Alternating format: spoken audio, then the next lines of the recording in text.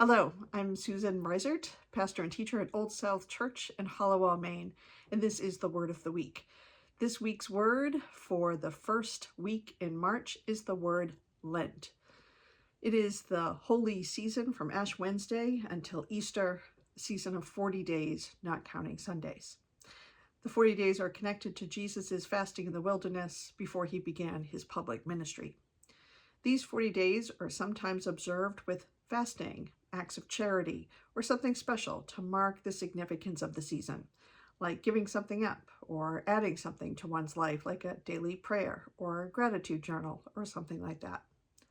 According to Britannica.com, Lent is a period of preparation and fasting that likely has been observed before the Easter festival since apostolic times, though the practice was not formalized until the First Council of Nicaea in 325.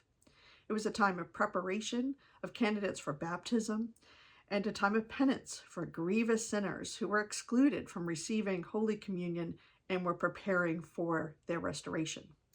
As a sign of their penitence, they wore sackcloth and were sprinkled with ashes.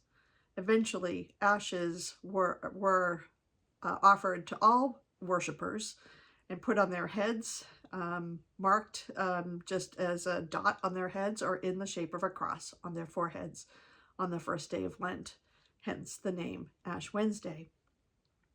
How will you observe this holy season? How will you strive to gain clarity, to move closer to God? How will you take care of yourself and others? How will you look after the vulnerable, the lonely, the fearful? What fast will you choose? Hear these words now from Isaiah 58. Is not this the fast that I choose?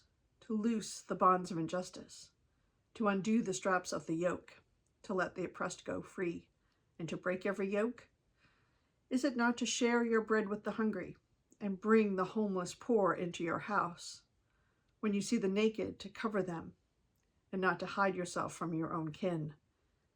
Then your light shall break forth like the dawn, and your healing shall spring up quickly. Your vindicator shall go before you. The glory of the Lord shall be your rear guard. Then you shall call, and the Lord will answer. You shall cry for help, and he will say, Here I am. God's blessings to you in this holy time.